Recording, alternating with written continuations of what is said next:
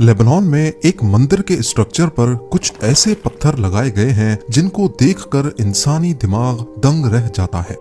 एक एक पत्थर का वजन 3 ब्लू व्हेल्स जितना वजनी है और हैरत अंगेज तौर पे इनको बड़ी महारत से वन पीस में ना सिर्फ काटा गया बल्कि 1.5 किलोमीटर दूर से ट्रांसपोर्ट भी किया गया, वो भी हजारों साल पहले। लेकिन मिस्ट्री ये है कि आज तक इंसानों की कोई ऐसी सिविलाइजेशन नहीं गुजरी जो इतने बड़े पत्थर काटने के लिए मशहूर हो। क्या इतिहास में कोई ऐसी सिविलाइजेशन भी गुजरी है जिनके पास वो नॉलेज थी जो आज हमारे पास नहीं? इन पत्थरों की जांच पड़ताल के लिए जर्मन आर्कियोलॉजिस्ट की एक टीम ने पत्थर की उस कान पर एक्सकवेशंस करना शुरू की जहां से ये पत्थर लाए गए थे। वहां आज भी एक इनकम्प्लीट पत्थर मौजूद है जिसका वजन 1200 टन बताया जाता है, यानी करीब 4 बोइंग 747 जितना। यहाँ खुदाई करने के बाद आर्कियोलॉजिस्ट को जमीन के अंदर कुछ ऐसे सबूत मिले जिन पर यकीन लाना काफी मुश्किल है। ज़ेम टीवी की वीडियोस में एक बार फिर से खुशामदीद। नाजरीन, लेबनान की बिका वैली के ईस्ट में बालबेक नामी शहर है जहां रोमन एम्पायर के कुछ खंडरात को दुनिया भर से लोग देखने आते हैं। पर मजे की बात यह है कि ऊपर से दिखने वाले ये खंडरात बने तो रोमन एम्पायर के दौर में थे, लेकिन इसके नीचे आर्कियोलॉजिस्ट को कुछ ऐसे सबूत मिले हैं जिनका रोमन एम्पायर के साथ कोई कनेक्शन नहीं है, कम से कम अभी तक तो नहीं। यहाँ एंशियंट रोमन्स का बनाया गया एक मंदिर है जिसे टेम्पल ऑफ जुपिटर कहा जाता है। ये मंदिर आज भी रोमन एम्पायर के आर्किटेक्चर और उनके हुनर की आला तरीन मिसाल है। पर इस मंदिर की कंस्ट्रक्शन के नीचे बहुत बड़े पत्थरों की फाउंडेशन पाई गई है। पहले तो ये समझा जाता था कि शायद ये वन पीस में नहीं है बल्कि छोटे छोटे पत्थरों को बड़ी महारत से ऐसे जोड़ा गया कि ये एक ही लगे, लेकिन मुख्तलिफ टेस्ट्स करने के बाद ये बात कंफर्म हो गई कि ये कुछ और नहीं बल्कि एक ही जायंट पत्थर है। ये पत्थर, जिन्हें बाद में ट्रिलिथॉन्स का नाम दिया गया, एक एक की लंबाई 62 फीट, ऊंचाई 14 फीट और 12 फीट मोटे हैं। हैरत अंगेज तौर पे सिर्फ एक पत्थर का वजन 900 टन है। इतने बड़े पत्थर को एक्यूरेट ब्लॉक में काटना और उसको 30 फीट ऊपर उठाकर रखना इंसानी इतिहास में शायद पहली बार किया गया था। इन पत्थरों की साइज और वजन का अंदाजा लगाना हो तो एक एक पत्थर 9 लाख केजी का है, यानी दुनिया के सबसे भारी जहाज एंटोनोव AN-225 मिरिया से भी 1.5 गुना ज्यादा भारी। और पिरामिड ऑफ गीजा की कंस्ट्रक्शन में इस्तेमाल होने वाले सबसे बड़े पत्थरों से भी 10 टाइम्स बड़ा। इनके इतने बड़े साइज के बावजूद इन पत्थरों को किसी न किसी तरह कान से यहाँ तक ट्रांसपोर्ट किया गया, जो यहाँ से करीब 1.5 किलोमीटर दूर है, और फिर हेलियोपोलिस कॉम्प्लेक्स के 400 टन के ब्लॉक्स के ऊपर रखा गया, जिसके ऊपर बाद में कॉम्प्लेक्स की दीवारों को छोटे छोटे ब्लॉक्स रख कर खड़ा किया गया। जिस एक्यूरेसी से इन पत्थरों को काट कर जोड़ा गया वो वाकई काफी गैर मामूली काम है, खास तौर पर उस दौर के लिए जब मॉडर्न मशीनरी का तसव्वुर करना भी मुश्किल था, क्योंकि इनके बीच में कागज जितना फासला भी नहीं है। रोमन स्ट्रक्चर्स में देखा जाए तो उनका फोकस खूबसूरती पे होता था, वो अपनी कंस्ट्रक्शन स्किल्स दुनिया को दिखाना चाहते थे। लेकिन इसके बरक्स ट्रिलिथॉन्स को दिखाने के लिए नहीं बल्कि दफनाने के लिए यहाँ रखा गया था, क्योंकि फाउंडेशन का ये हिस्सा पहले जमीन के अंदर दफन था। ये देखने के बाद जहन में एक सवाल आता है कि कोई सिविलाइजेशन अगर इतना बड़ा कारनामा अंजाम देती है तो वो उसको छुपाएगी ही क्यों? एंशियंट रोमन्स, जो अपनी हर स्किल का रिकॉर्ड रखने के लिए मशहूर जाने जाते हैं, इन ट्रिलिथॉन्स को कान से लेकर आने और इसको उठाने के बारे में रोमन डॉक्यूमेंट्स में इसका कहीं भी जिक्र क्यों नहीं है? इससे जाहिर होता है कि इस साइट की कंस्ट्रक्शन पूरी तरह एंशियंट रोमन्स ने नहीं की, बल्कि इन्होंने बनी बनाई फाउंडेशन के ऊपर अपना मंदिर खड़ा किया। इसके अलावा हिस्टोरियंस के मुताबिक रोमन्स के पास जो सबसे बड़ी क्रेन मौजूद थी वो सिर्फ 60 टन का वजन उठा सकती थी, जिसकी वजह से ये इंतहाई नामुमकिन है कि वो इन 900 टन वजनी पत्थर को उठा सके। और रोमन्स जिन पत्थरों को भी क्रेन से उठाते उसके बीच में वो एक खास शक्ल का सुराख करते थे जिसे लुइस होल्स कहते हैं, पर ऐसे कोई सुराख हमें ट्रिलिथॉन्स में नहीं मिलते। अगर रोमन्स की कॉमन इंजीनियरिंग टेक्निक्स का कोई रिकॉर्ड ट्रिलिथॉन को काटने, उठाने और यहाँ तक लाने के बारे में मौजूद नहीं, तो फिर इतनी महारत से ये काम किसने अंजाम दिया? टेम्पल ऑफ जुपिटर की असल फाउंडेशन आखिर बनाई किसने?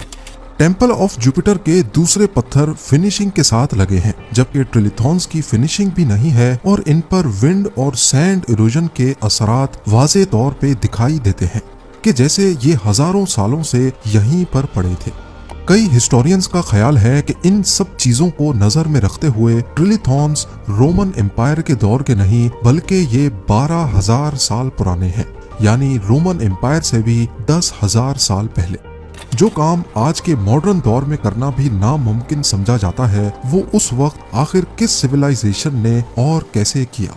ये एक ऐसा राज है जिसके बारे में आर्कियोलॉजिस्ट अभी तक कुछ नहीं बता सके। बालबेक में सिर्फ यही ट्रिलिथॉन्स नहीं है जो इंसानी दिमाग को चकरा कर रख दें। टेम्पल ऑफ जुपिटर के कंपाउंड में कई मकामात पे इस तरह के बड़े बड़े पत्थर देखे जा सकते हैं। स्टेयर्स के बराबर में 800 टन के इस पत्थर को देखें, इसको हिलाना तक भी कोई मामूली बात नहीं है। इसके बाद आ जाते हैं साउथ वॉल पे, जहां 400 से लेकर 800 टन के बेशुमार ब्लॉक्स पाए जाते हैं। कुछ जमीन के ऊपर हैं तो कई जमीन के नीचे, पर किसी को भी मालूम नहीं कि ये जमीन में कितना डीप है। इसके बीच की फिटिंग बड़ी सफाई के साथ की गई है और बॉर्डर पे बनी ये लाइन 1 मिलीमीटर से भी छोटी है। ये देखने के बाद ये काम और ज्यादा पेचीदा दिखाई देता है।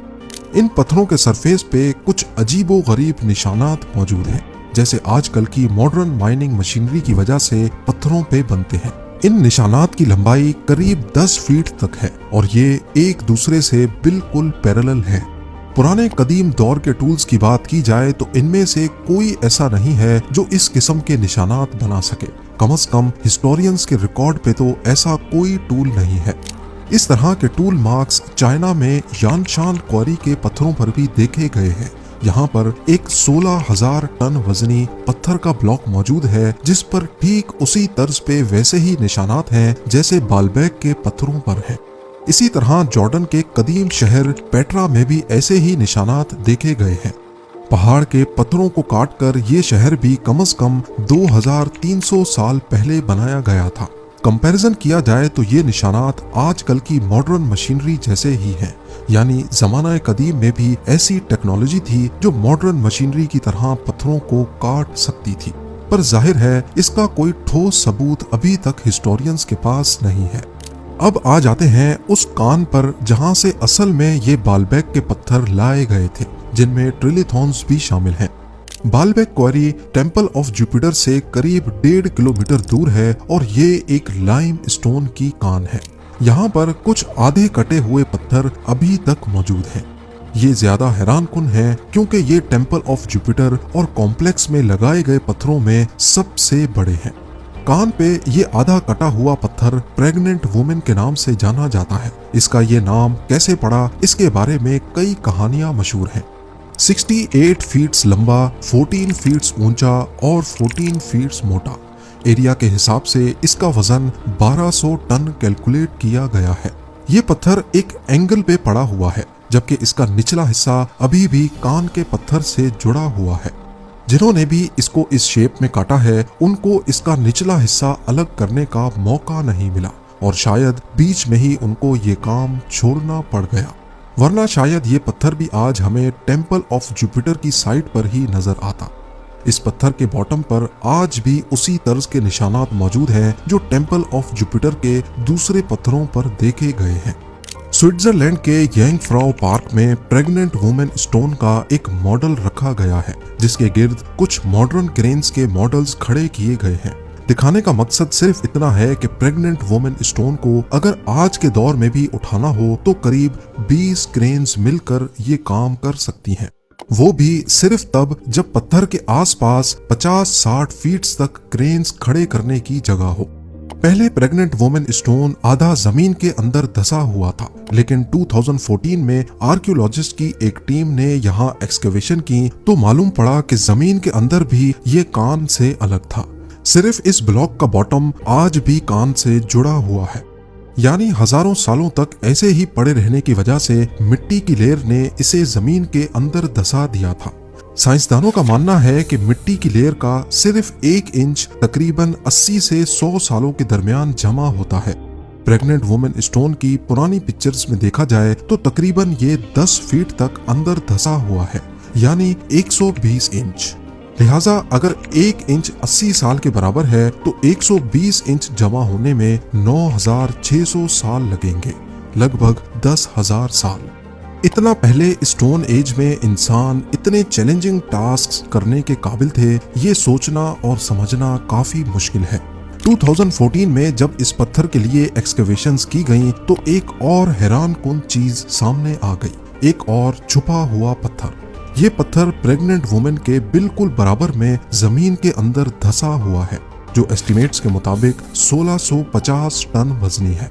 फॉरगॉटन स्टोन के नाम से पहचाना जाने वाला किसी भी कान से निकाला हुआ ये दुनिया का सबसे बड़ा पत्थर का ब्लॉक है। ये तो सिर्फ ब्लॉक का वो हिस्सा है जो ऊपर ऊपर से ही नजर आ गया। कान के अंदर कितना डीप और क्या क्या छुपा है इसके बारे में फिलहाल कुछ भी नहीं कहा जा सकता। ये पत्थर आज के साइंटिस्ट्स, जिनमें इंजीनियर्स और आर्कियोलॉजिस्ट भी शामिल हैं, के लिए एक मिस्ट्री बना हुआ है। इसकी वजह यह है कि जो तरीके उन्हें काटने, ट्रांसपोर्ट करने और बिल्कुल सही जगह पर रखने के लिए इस्तेमाल किए गए वो किसी भी मशहूर कदीम सिविलाइजेशन या हत्ता के आज के बिल्डर्स के लिए भी मुमकिन नहीं लगते। इसके अलावा इस कान से बाल्बेक तक का सफर पहाड़ की वजह से न सिर्फ ऊपर की तरफ है बल्कि काफी खुरदरा भी है। ऐसा कोई सबूत भी नहीं मिला कि कदीम दौर में इन पत्थरों की ट्रांसपोर्ट के लिए कोई सीधा रास्ता बनाया गया हो जिससे पत्थरों को खींचना आसान होता हो। ना सिर्फ इतना, बाल्बेक की साइट पर ये बोझल पत्थर पहुंचाने के बाद इनको इतनी बारीकी से कैसे उठाया गया होगा। मान भी लिया जाए कि एंशिएंट बिल्डर्स ने पुली सिस्टम का इस्तेमाल किया होगा तो भी पत्थरों पर ऐसे कोई निशानात नहीं मिलते जो किसी पुली सिस्टम के लगने का इशारा दे रहे हों। बाल्बेक के ये द्यो कामत पत्थर हमें एक कदीम सिविलाइजेशन का इशारा देते हैं। वो दौर जब इंसानों का कद काफी बड़ा था और इनका जिस्म किसी देव की तरह ताकतवर। मुख्तलिफ रिलीजियस बुक्स जैसा कि बाइबल, कुरान और हिंदी स्क्रिप्चर्स में भी ऐसे इंसानों का जिक्र है जो काफी लंबे और ताकतवर थे। इनके पास ऐसी पावर्स थीं जो किसी फिक्शन मूवीज में सुपर ह्यूमंस के पास होती हैं। मुख्तलिफ बुक्स में इनको अलग अलग नाम दिए गए हैं, जैसा कि बाइबल में इनको नेफिलिम कहा गया है। कहीं पर इनका कद 450 फीट बताया गया है तो कहीं पर 100 फीट तक। और उन सिविलाइजेशन के लिए शायद बाल्बेक के पत्थरों को उठाना इतना मुश्किल काम नहीं था। उम्मीद है जेम टीवी की ये वीडियो भी आप लोग भरपूर लाइक और शेयर करेंगे। आप लोगों के प्यार भरे कमेंट्स का बेहद शुक्रिया। मिलते हैं अगली शानदार वीडियो में।